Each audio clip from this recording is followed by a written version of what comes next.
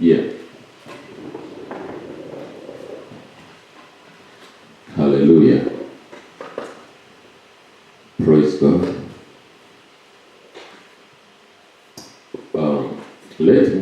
Let me say something in addition to what Sarah, shared before I speak, before I talk to you about what I want to share today. The Word of God has power. Amen.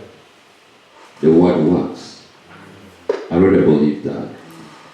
And if you will commit your life to God's Word and decide to live according to your Word, your life will be set on course to move from one level of glory to another. Amen.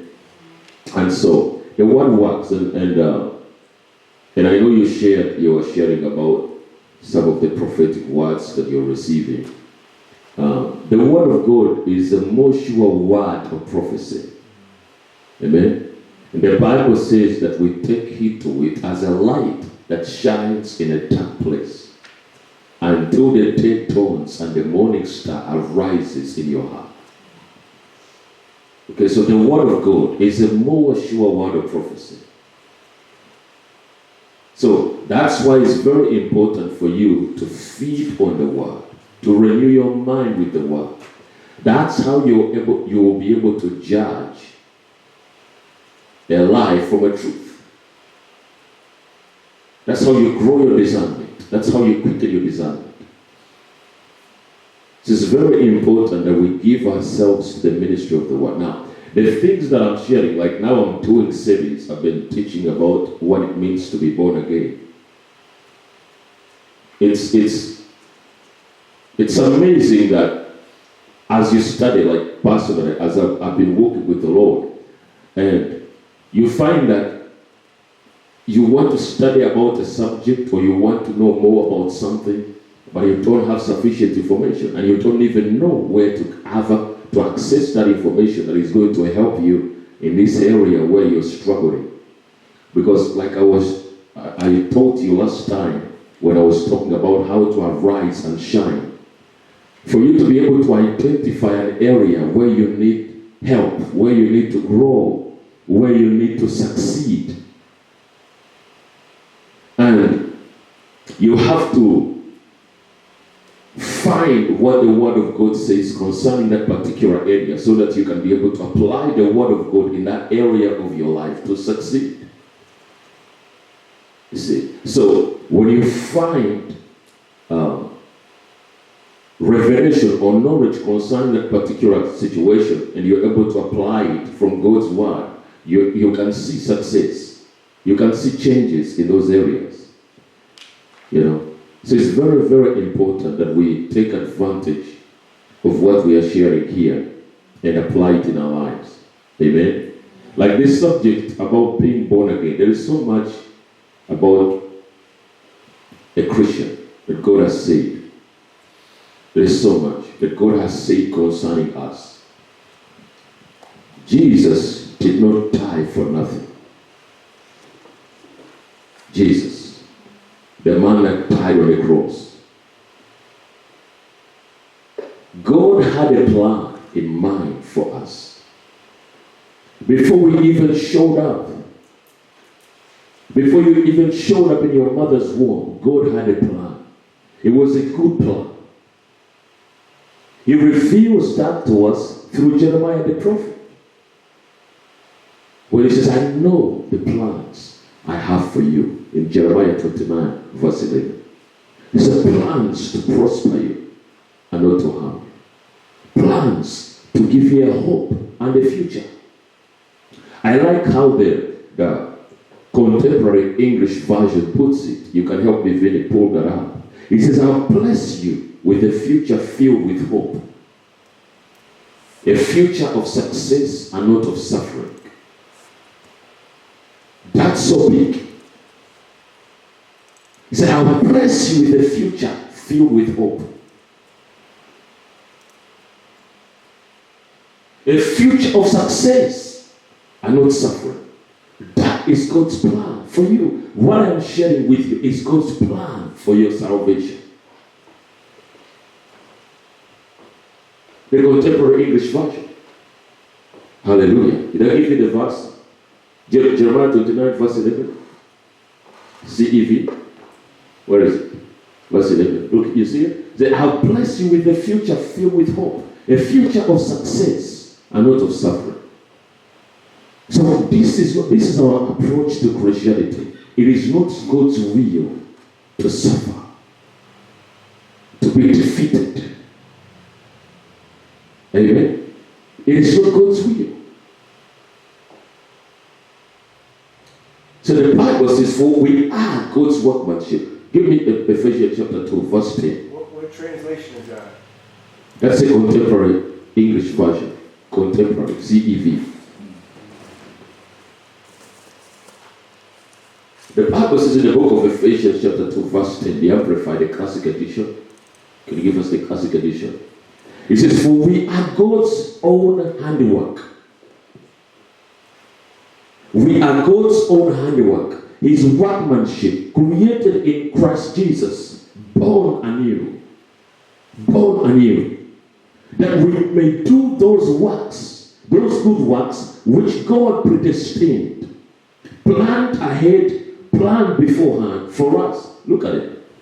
He says, for we are God's own handiwork, His workmanship. We are God's workmanship, created in Christ Jesus, born anew, that we may do those good works which God predestined, planned beforehand. God planned it beforehand. That we do those good works for us, taking path which He prepared ahead of time. That we should walk in them. Look, there is a path that God prepared for you. There is a path that was prepared for you. That you may take the path which He prepared ahead of time for you. That we should walk in them, living the good life which He prearranged and made ready for us to live. God had a plan. It is a plan of success. It is a plan of glory. You are created to do those good works.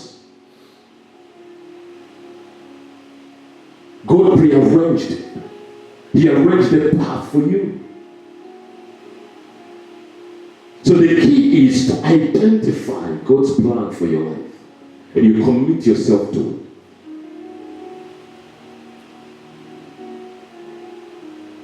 That's God's plan. You commit yourself to it. This is why the ministry of the Word of God is so important. Because it is why you discover why you are here, why you are born, what is your purpose in life, and the path which you should take.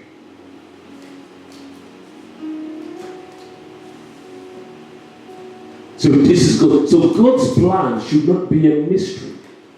God's plan for your life should be something that is difficult to understand or explain.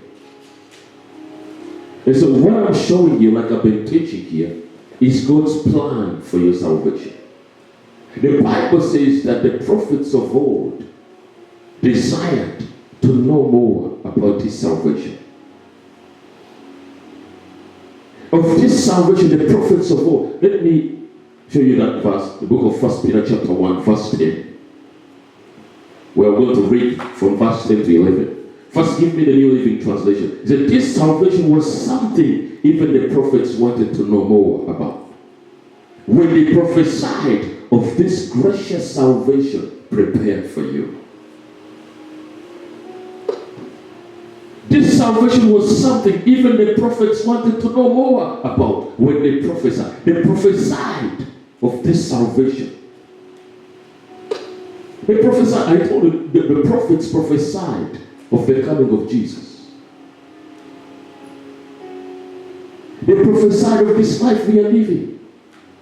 They desired to look into it. They wanted to know the timing of the Spirit, when these things were going to be.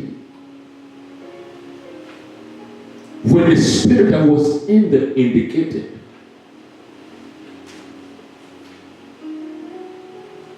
that salvation that we're experiencing now and the glory that was to follow. This salvation was something even the prophets wanted to know more about. When they prophesied about this gracious salvation prepared for you, you see that? This salvation was prepared for you. Verse 11, it says, they wondered what time or situation the Spirit of Christ within them was talking about when he told them in advance about Christ's suffering and his glory afterward. The Spirit indicated to them about Christ's suffering, that Jesus was coming and he was going to suffer and die on the cross for the sins of the world and rise from the dead. And afterward, the glory of God was going to fall. Look at the King James, the New King James Version. It says, of which of this salvation the prophets inquired. Help us with the New King James. Of this salvation the prophets have inquired and searched diligently, searched carefully, who prophesied of the grace that should come to you. Searching what or what manner of time the Spirit of Christ who was in them did signify, or was indicating when he testified of the sufferings of Christ and the glory that should follow. Look at it, verse 11. It says, searching what or what manner of time the Spirit of Christ who was in them was indicating when he testified. The Spirit of Christ that was in the prophets testified, revealed to them that Christ was coming, that Jesus was going to suffer. He was going to take our place of sin and condemnation, die in our place. Afterwards, the glory of God was going to fall. Praise the Lord. So why is he telling you that Jesus did not die for nothing? He did not suffer for nothing. The man that died on the cross did not die a religious death. Look at it, this verse 12, verse 11. Searching what it says, of this salvation the prophets have inquired and searched carefully, searched diligently. Who prophesied of the grace that should come to you? They prophesied of the grace that was coming to us. It is searching what or what manner of time the Spirit of Christ that was in them did signify, was indicating when he testified of the sufferings of Christ and the glory that should follow. Look, he said, he testified of the sufferings of Christ and the glory that should follow. There are two words that I want us to look at. If you have a pen or an iPad, you can write these words down. I want you to look at this verse. He talks about the word salvation. Okay? Salvation. And then he says grace. Those two words. The first one is salvation. What is salvation? The word salvation is a big word. I want you to write it down. Salvation is a big word. It encapsulates all that the death, burial, and resurrection of Jesus Christ consummated for us. The word salvation is a big word. It encapsulates, or it contains, or sums up all that the death, burial, and resurrection of Jesus Christ achieved or accomplished for us. So in salvation, you have deliverance in salvation. You have deliverance, protection, divine health, preservation, prosperity, peace, victory, success, and the extraordinary life of righteousness. I'll read this again. The word salvation is a big word. It encapsulates all the death, burial, and resurrection of Jesus Christ consummated for us. In salvation, you have deliverance, protection, divine health, preservation, prosperity, success, victory, and the extraordinary life of righteousness. That's what salvation means. You cannot take it, this word, and go and study the Bible for yourself. Look at the scriptures. Look at the Greek translation. So when he talks about this salvation that Christ has brought to us, you can understand what is contained in the package. And then he talks about glory. Look, because he says, the sufferings of Christ and the glory that should follow. Which means right after the suffering of Christ, a life of glory is ensued. A life of glory should follow. So what does the word glory mean? What do you understand? Anyone with an idea of what the word glory means? What comes to your mind when you hear of the word glory? Honor. Honor. Anybody else? Glory. Beauty. So the word glory means great honor. Write this down. Great honor, praise or distinction, majestic beauty and splendor, the bliss of heaven, the height of achievement, enjoyment, and prosperity. The word glory means great honor, praise or distinction, majestic beauty and splendor, the bliss of heaven, the height of achievement, enjoyment, and prosperity. So to glory as a verb means to rejoice triumphantly, to exalt, rejoice triumphantly. That's what the word glory means. Hallelujah. Glory to God. So, which means the prophets of old, looking into the realm of the Spirit, searched intently to know the time and the circumstances to which the Spirit of Christ that was in them did signify when he testified of the sufferings of Christ and the glory that should follow. The Spirit that was in them revealed to them the sufferings of Christ and the glory that should follow. Which means that right after the suffering of Christ, a life of glory was destined to follow. Now when I say this, you need to understand that based on the definitions that I've just shared with you. After the suffering of Christ, a life of glory was to follow. Jesus came on the earth. He suffered. He died in our place. I said to you before that when Jesus was hanging on the cross of Calvary, when he was on the cross, in the mind of God, we were hanging on the cross with him.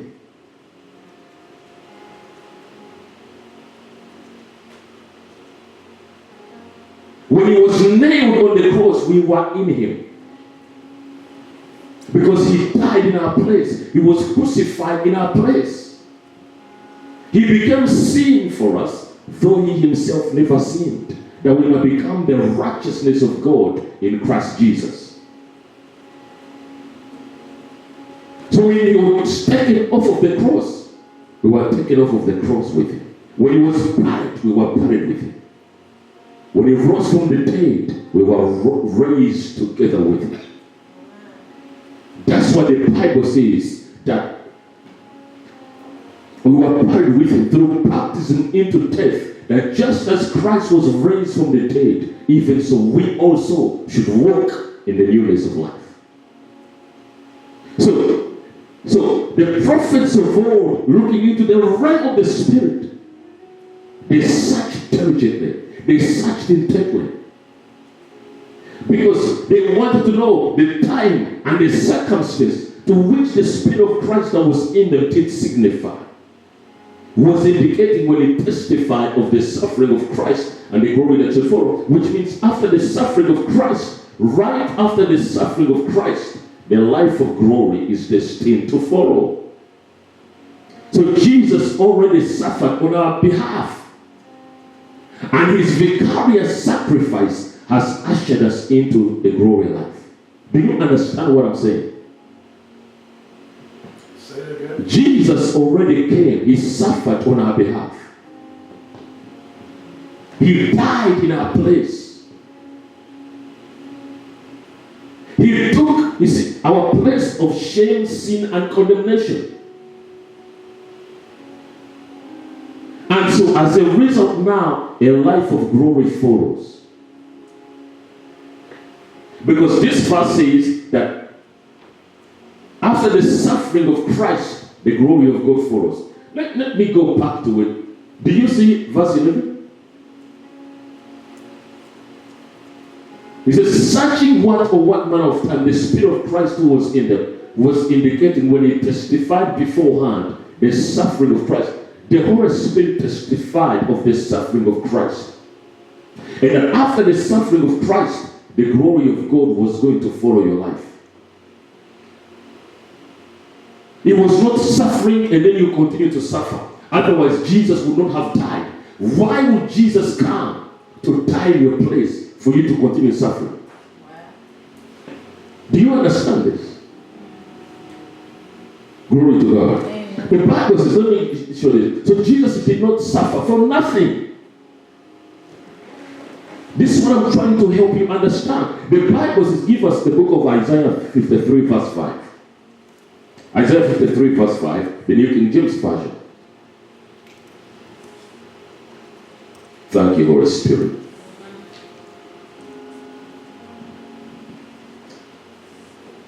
What does it say? Isaiah 53 verse 5. It said, but he was wounded for our transgressions. He was bruised for our iniquities. The chastisement of our peace was upon him, and by his stripes we were healed. Glory to God. By his stripes we were healed. Give me Romans 4 verse 25. Romans 4 verse 25. New International Version. Give me the New International Version.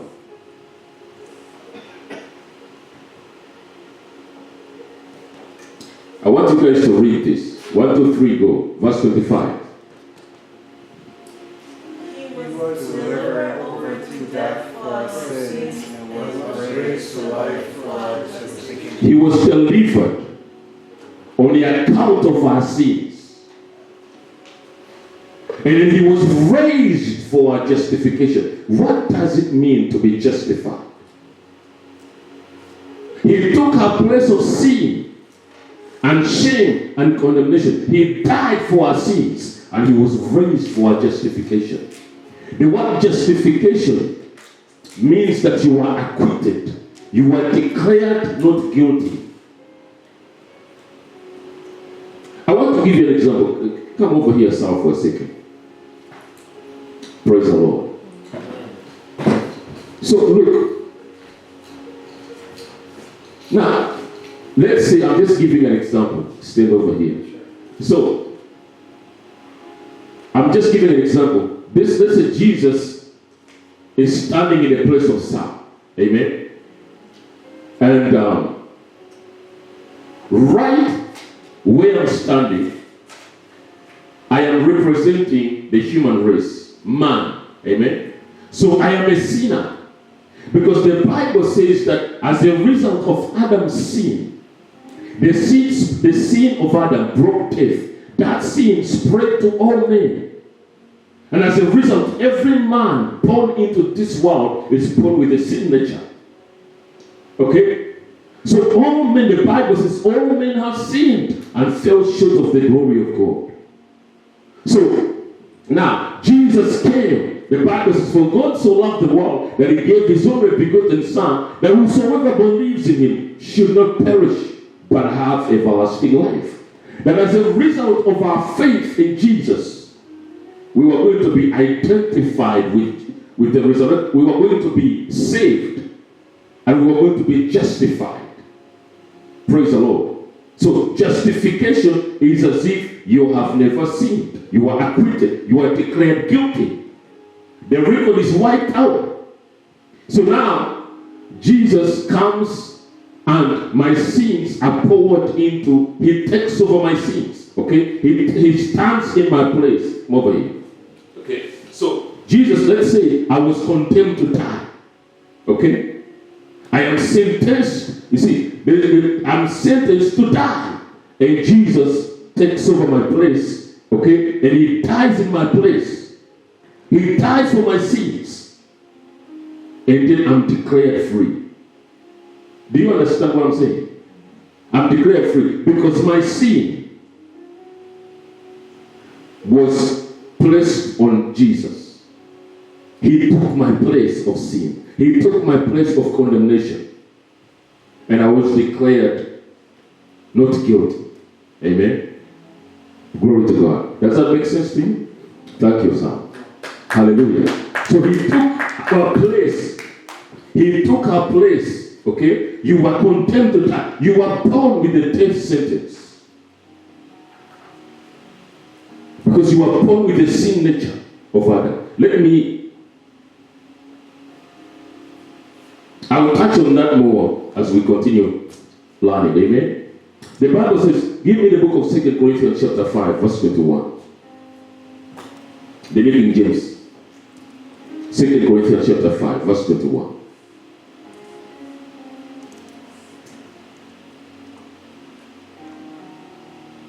What does it say?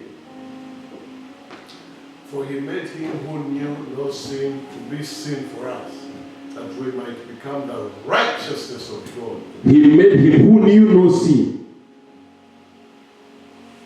to be sin for us. So he took our place of sin. He took our place of condemnation. Who knew no sin, he became sin for us, that we might become the righteousness of God in Christ Jesus. Let me give you another scripture. 2 Corinthians chapter 8, verse 9. 2 Corinthians. Do you understand what I'm showing you? Are you learning something? Yes. You see, his suffering was to put an end to our suffering. As the death, burial, and resurrection of Jesus Christ ushered you into the glory life. Look. Can you read that from verse 9? 1, 2, 3, go.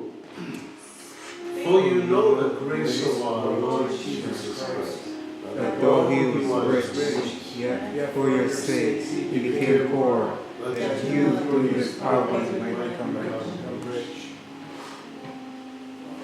For you know the grace of our Lord Jesus Christ, that though he was rich, yet for your sakes, he says, yet for your sakes, he became poor, that through his poverty you might become rich. For your sake, he became poor.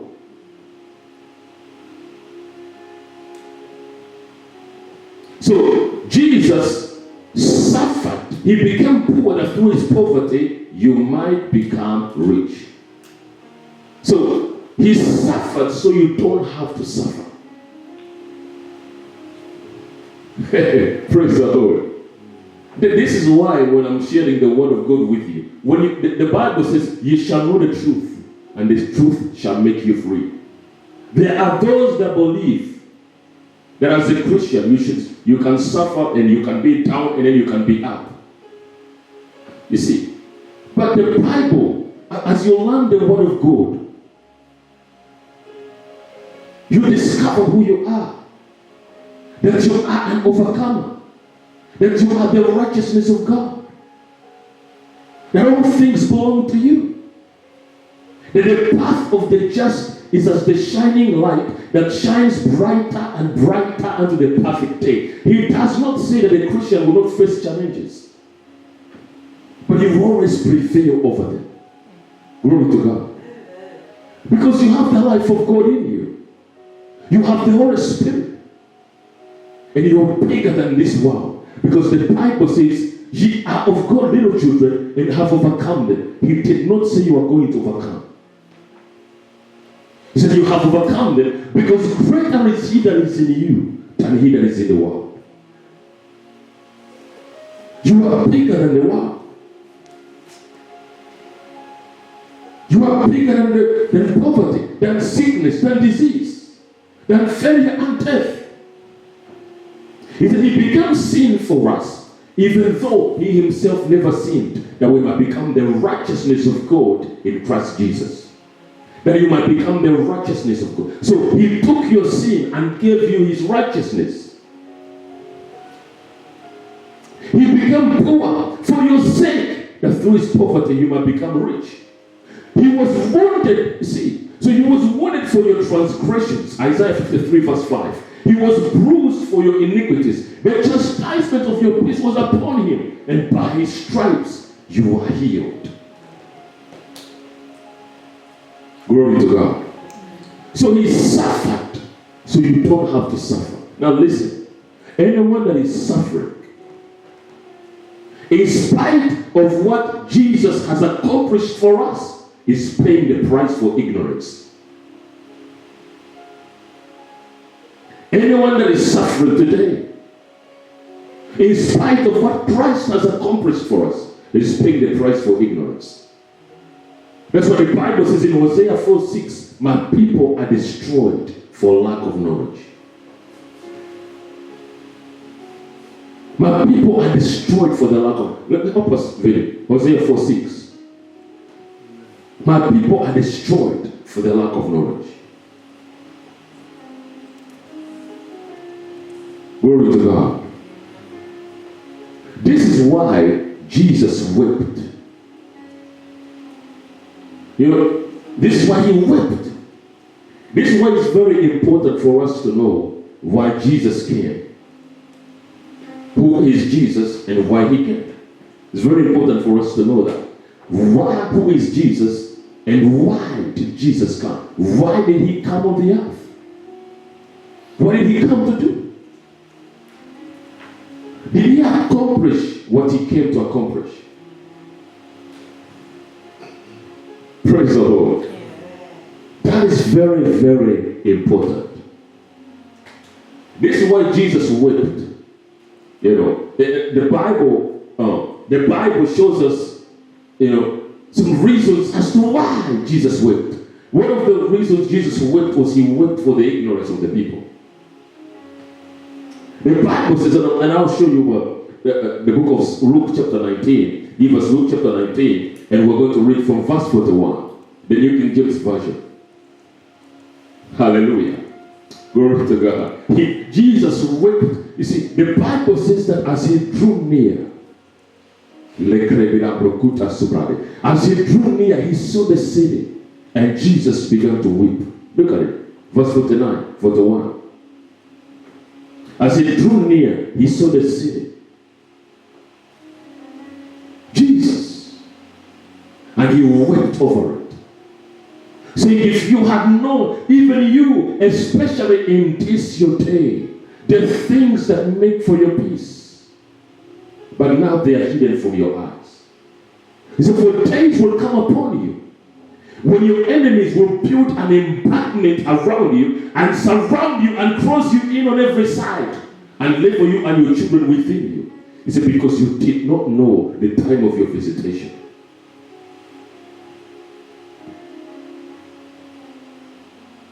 What a day when the glory of God had already been manifested in the life of God's people, but they never knew it. So they expected, they expected Jesus had come, but they expected a political Messiah. Praise the Lord. Glory to God. Jesus had come. See, what I'm sharing with you, God wants you to know that when you are born again and receive Jesus as your personal Lord and Savior, you are born into the glory of God. You are born with the glory of God. I showed it to you the other day.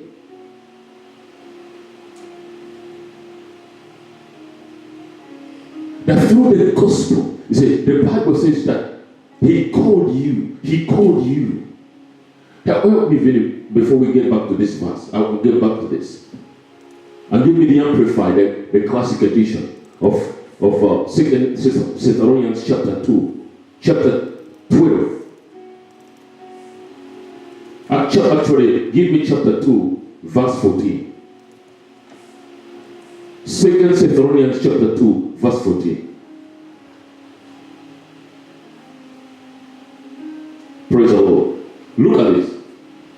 He said, it was to this end that He called you through the gospel. Give me the Amplified, the classical.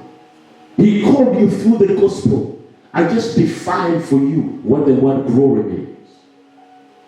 The word glory means great honor. It means praise or distinction. It means majestic beauty and splendor. The bliss of heaven. The height of achievement, enjoyment, and prosperity. So to glory as a father means to rejoice triumphantly. So the Bible says here, look at the verse 14. 2 Thessalonians chapter 2, verse 14. It was to this end that He called you. This is the Amplified, the classic one. Give me the Amplified. Look at the classic one. Look at it. It was to this end that He called you. Alright? It was to this end that He called you.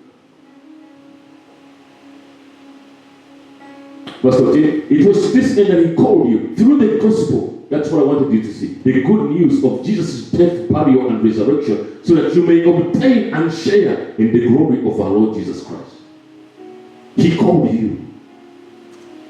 Let me go back to verse 13. Read it for you. He says, but we should and are morally obligated as debtors always to give thanks to God for you, but believers, beloved by the Lord, because God has chosen you from the beginning. God has chosen you from the beginning for salvation through the sanctifying work of the Spirit that sets you apart for God's purpose and by your faith in the truth of God's word. He called you through the sanctifying work of the Spirit, the sanctifying work of the Spirit that sets you apart for God's purpose. And by the faith, by your faith in the truth of God's word, which brings you, leads you to spiritual maturity. And he said, to this end, He called you through the gospel to obtain the glory of God, to share in the glory of God. The gospel brought you the glory of God, brought you into possession of the glory of God. When you're born again, you are born into God's glory. This helps you discover who you are. When you know who you are, what God has said about you, you think differently. You pray differently. You function differently. Why would you be asking God something that already belongs to you? You are the glory of God. Jesus said, the glory that you have given me, I have given them. So you're not praying like Moses, oh God, show me your glory. That glory is inside you. Hallelujah. Amen. Glory to God. So Jesus wept. Let's go back to the book of John, book of Luke chapter 19, verse 14. He's weeping. He wept. He said, Jesus knowing that the people and their leaders expected a political Messiah. Do you know the Bible says that Jesus was in the world and the world knew him not? And that He came to His own, but His own did not receive Him. Glory to God. But as many as received him, this is what happened to these people. He weeps he weeps in Peter that these people will soon suffer terrible judgment. Why? Because Jesus had come, but they did not recognize him. They expected a political Messiah. So they were therefore going to reject him. Glory to God. The word weep, look at it. The word weep in the Greek is more than just shedding tears. Because it suggests a lamentation, a wailing, a heaving of the bosom. If someone is crying, is sobbing in agony.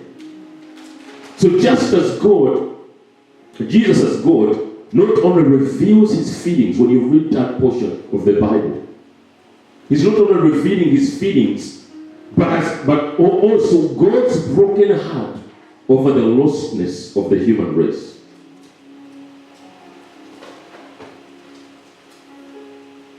And their refusal to repent and accept salvation. He's weeping. That salvation had come. The glory of God had come. But they could not recognize it. And they would soon suffer terrible judgment because of ignorance. Ignorance is an enemy. Ignorance is an enemy. The only thing that is standing between you and the glorious life to which God has called you to live, Jesus has brought into your life, is ignorance. You can't have a life that is greater than your understanding of spiritual truth. This is why I share the word of God with you. That you have to know what belongs to you to appropriate the word of God into your life.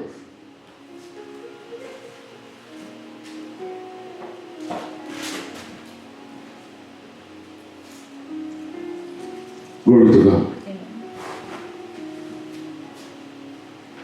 You see, the devil can take advantage of a man's ignorance and keep him in bondage. But the moment the light of God's word dawns in that man's spirit, he will walk out of the bondage of Satan and manifest the glory of God. You have to know what belongs to you. Jesus weeps over the ignorance of the people. The next time he wept on the grave of Lazarus. Oh, he wept on the grave of Lazarus. Remember, when Lazarus was sick, Mary and Martha, they sent a message to Jesus and they said, "Behold, whom you love is sick." They were asking him to come and heal him. But Jesus said something when you read the book of John chapter 11 verse 4. He said, "This sickness is not unto death, but for the glory of God.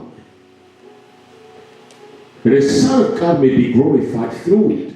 And the Bible lets us know that Jesus stayed where he was for multiple days. And after he spoke to his disciples that they should go to Judea. Now, because later on, when Jesus decided to go, when he left, decided to go and see Lazarus, before he left, he said to the disciples that Lazarus is sleeping.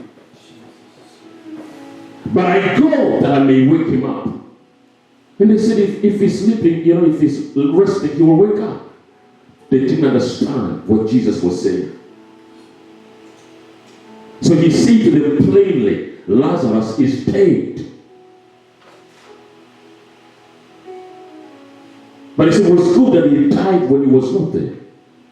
So that they will believe that the glory of God will be manifested. So when Jesus left, went to Judea, to Bethany, that's where Lazarus lived with his sisters.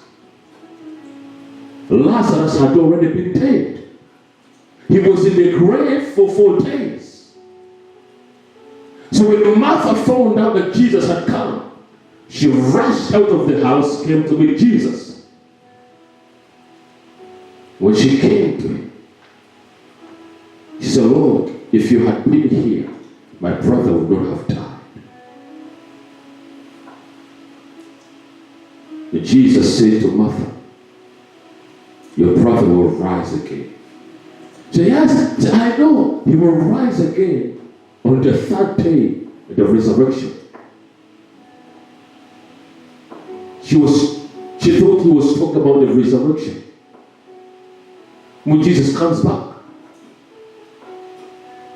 he said, I am the resurrection and the life. So he who believes in me, even though he may die, he shall live. But then he makes a powerful statement in verse 26. John chapter 11, verse 26. He says, he who believes in me. Help us with that portion of the Bible, Vic. Verse 26. Glory to God.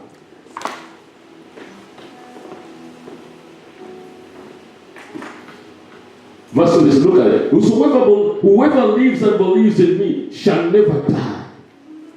Do you believe this? Do you see what he said? He said, whosoever lives and believes in me shall never die. Who was he talking to? He was talking to people that were spiritually dead. He's not talking about spiritual death here. He was talking to people that were spiritually dead. He's saying, whosoever lives and believes in me shall never die. He said, do you believe this? She said, yes, Lord, I believe. You are the Christ who is to come into the world. Hallelujah. So, look, so Mary reigned. I'm not showing you this because it's just going to take long. I'm just paraphrasing. So, Martha, when she left Jesus, she ran and called the sister, said, the teacher is here, he's calling you. And then Mary jumped out of the house, ran to Jesus. When Mary left, she was sobbing, she was weeping over the death of the brother. So, and there were Jews that had come, they were in the house, they are weeping with her over the death, comforting her. And so when she heard that Jesus was outside, had come, she ran to Jesus.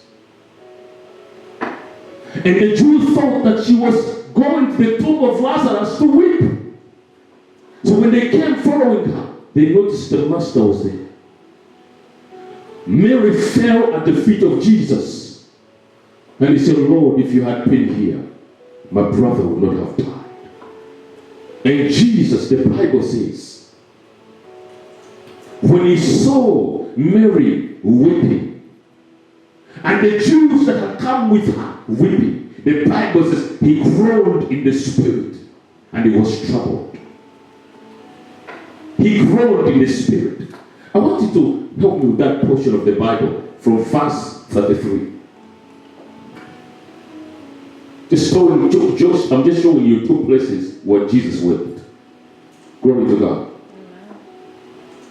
So Jesus, the Bible says, therefore, we're reading from the New King James Version. Therefore, when Jesus saw her weeping, and the Jews who came with her weeping, the Bible says he groaned in the spirit and was troubled.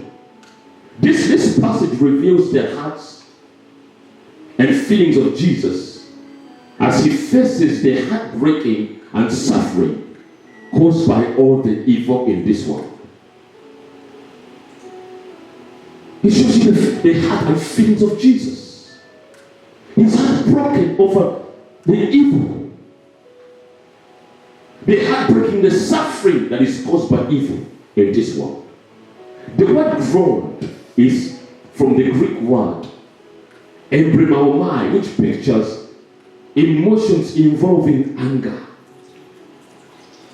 You see, so he groaned, is expressing his emotion, is angry over the suffering caused by evil in the world. So Jesus was grieved and angered by all the misery resulting from sin Satan and death. He was grieved. He groaned.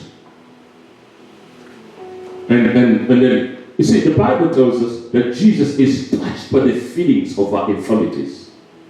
So his soul was not filled with an cold concern, but with a rage against evil as he fights for the salvation of the human race. So he said in the next verse, he says, where have you laid him? Because Mary is weeping. The Jews are weeping. And Jesus is angry. He's grieved in his spirit. He said, where have you laid him? They said, Lord, come and see. And the Bible says, verse 35, look at it, verse 35, Jesus wept. Jesus wept. So he follows him. And when the Jews saw him weeping, they said, oh, this man, he said, he's the one who opened blind eyes of the man that was blind. He said, maybe if he was here, he would have saved them from death. He would have saved him. So Jesus wept. Now, these two words, which I want you to see, these two words, the word groaned and weep. These two words, they reveal the deep sympathy God feels for the sorrow of his people.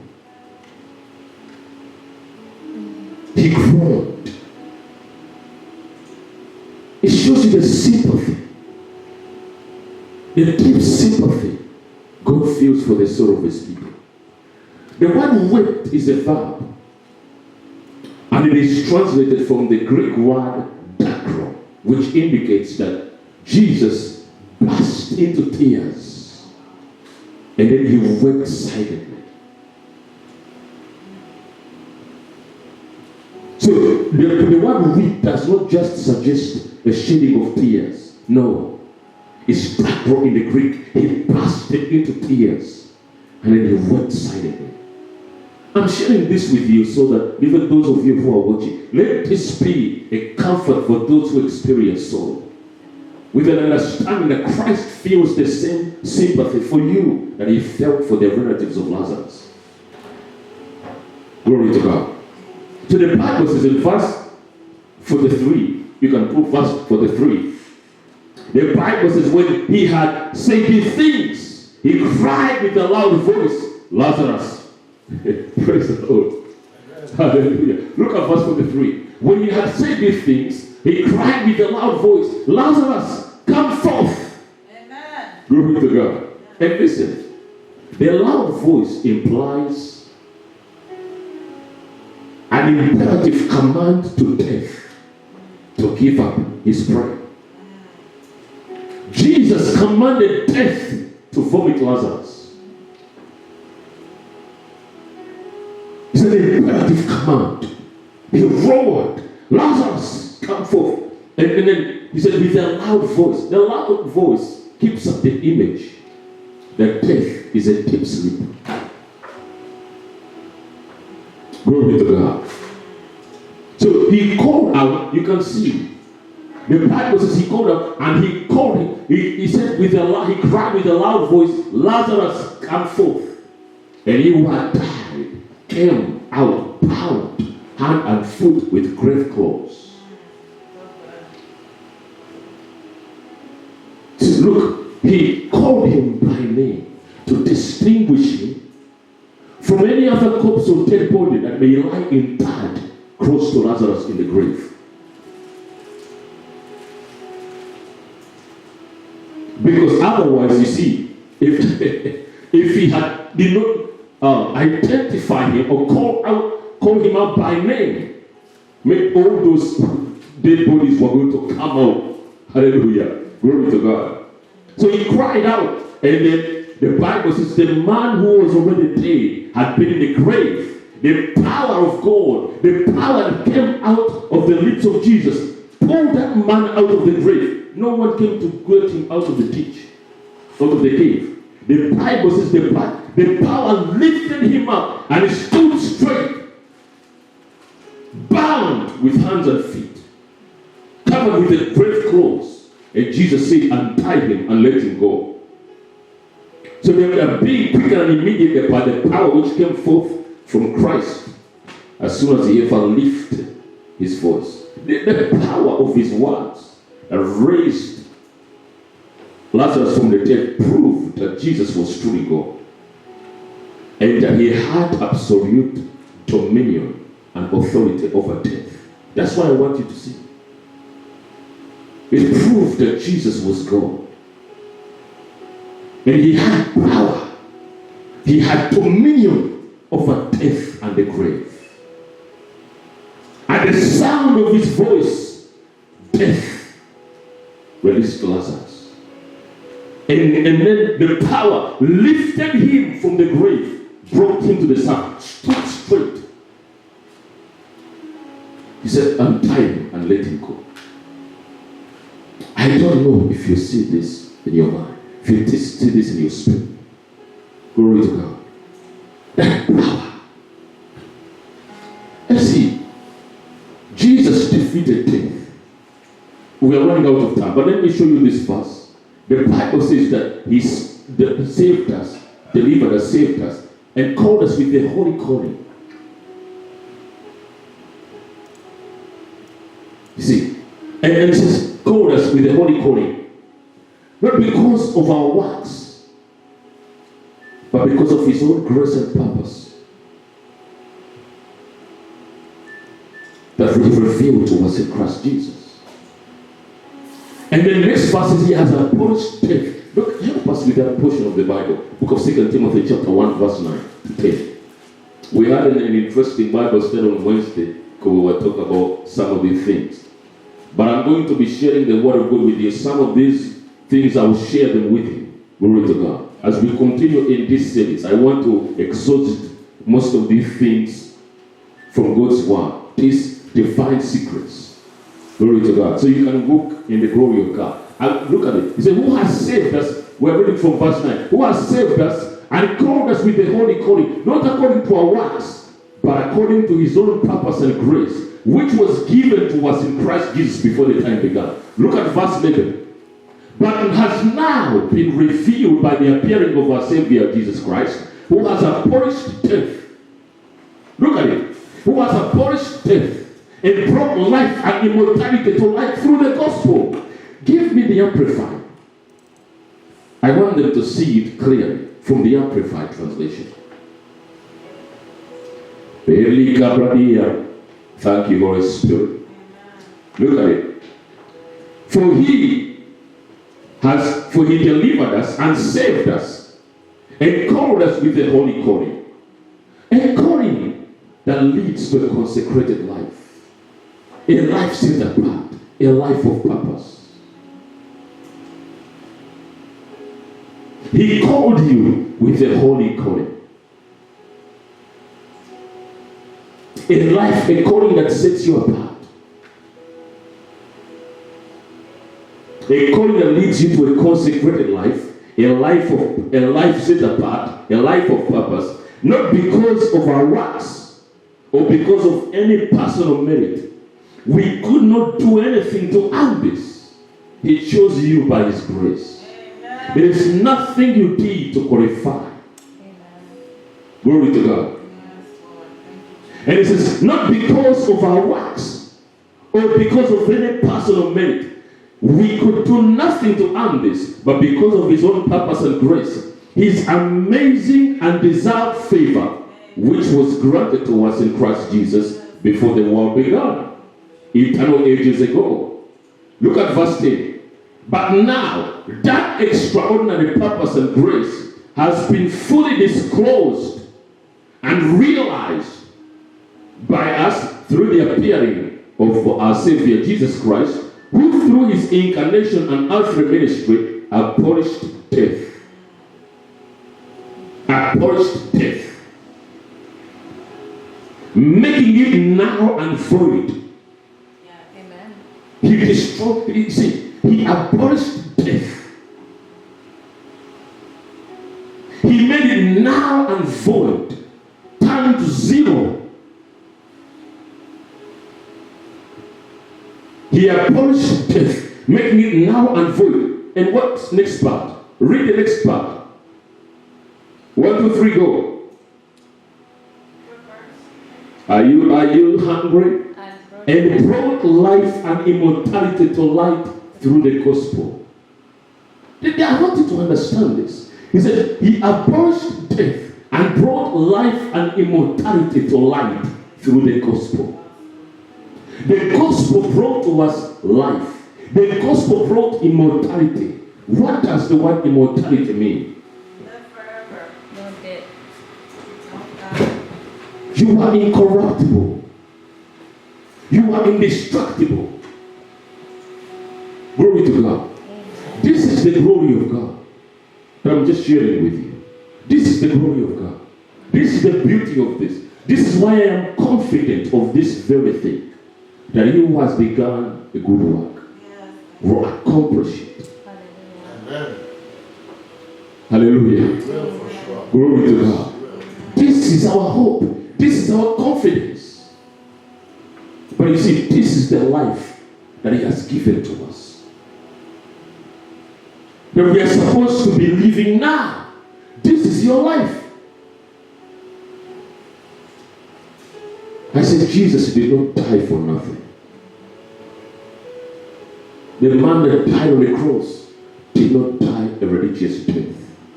He's real. He's real in my heart. He's real in your heart. Hallelujah. Give me the good news video. The good news translation of that same verse. Leba Shikredianto. Hallelujah. Glory to God.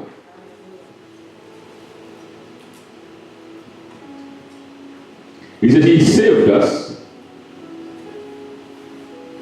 Oh, hallelujah. Thank you, Lord Jesus. He saved us and called us to be his own people. Not because of what we have done, but because of his own purpose and grace. He gave us this grace by means of Christ Jesus before the beginning of time. I told you, God already had a glorious plan for your life. Amen. Before you showed up. Amen. Hallelujah. Amen. So, look at verse 8. But now it has been revealed to us through the coming of our Savior, Christ Jesus, who has ended the power of death. The devil has no power. And brought the gospel, and through the gospel has revealed immortal life. There is something about the gospel of Jesus Christ that we need to understand. This is why I preach. Glory to God.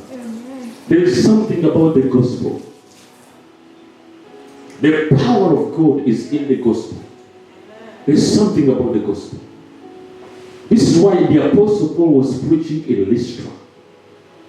A man was born crippled, sitting in front, listening to him. And Paul the Apostle never touched him. He would just minister. And he perceived that the man had faith to be healed. A man who was born crippled. And he commanded the man to arise. And the cripple is lifted. Glory to God. Even as I'm sharing the word of God with you right now, you may not see with your physical eyes, but the word of God is working in your life. Amen. The word is working. And because you have heard the word of God, life has come into your home. Amen. Life has come into your family. Amen. Glory to God. Amen. Hallelujah. Yes, let me show you one more portion of the Bible. Glory to God. I didn't even get halfway with what I wanted to share with you.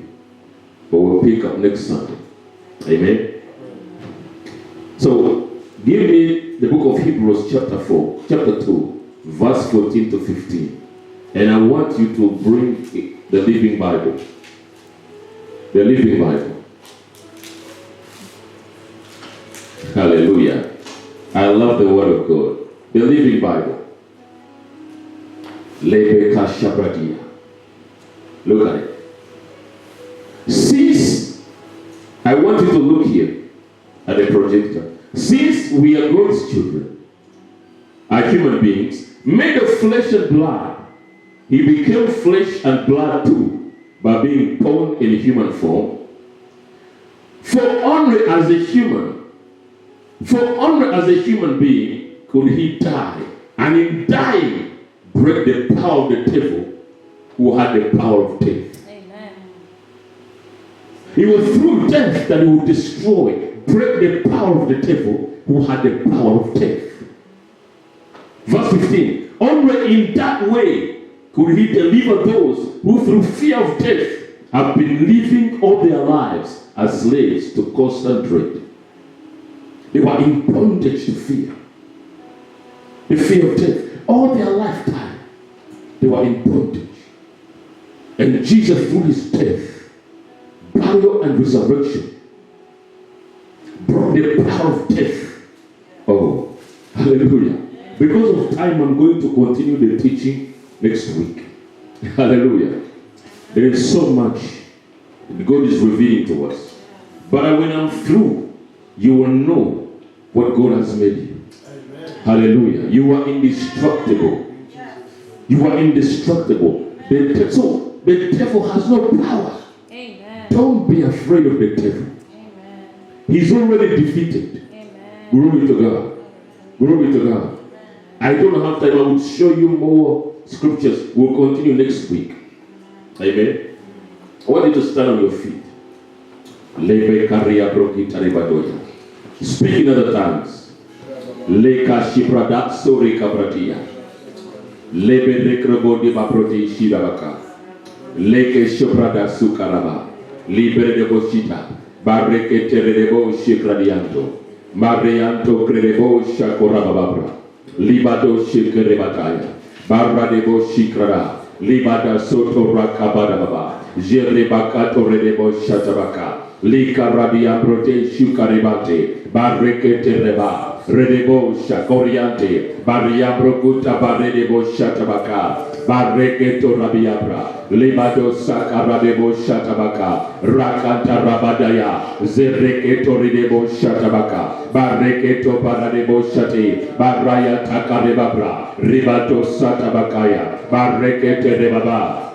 Libodo shatabakaya, barakaya tarebo shetebaka, radiba shekarabataya, barebo shata, leke jebratia, baradebo sakarababra, lebedo zerebata. We thank you, Lord, for your word. We thank you for your presence. We thank you, Lord, for revelation. We thank you, Lord, for insight into mysteries and secrets. We thank you, Lord, for revelation. We thank you, Lord, for a greater understanding of your word. We thank you. Hey, we give you praise. We give you glory. We give you honor. Hallelujah. Glory to God. Hallelujah. I pray for you that the blessing of God's word rest upon you and in your home. In the name of the Lord Jesus, the anointing of God's Spirit rest upon you. I pray that God will grant you a greater understanding of his word. To walk in the light of the word that he has made clear in your life. In the name of the Lord Jesus. And that no sickness, no disease, and no infirmity will survive or thrive in your body. You are blessed in your body. You're blessed in your home. You're blessed in your finances. I declare that everything you touch turns into success. In the name of the Lord Jesus. May the glory of God remain in your life.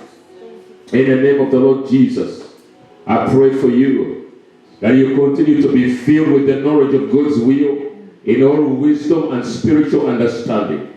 That you walk worthy of the Lord, fully pleasing him, being fruitful in every good work and increasing in the knowledge of God.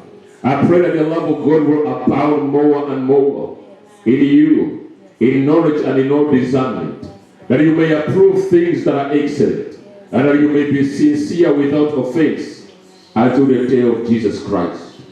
In the name of the Lord Jesus. Hallelujah. God bless you, family. Hallelujah. Hallelujah. Amen.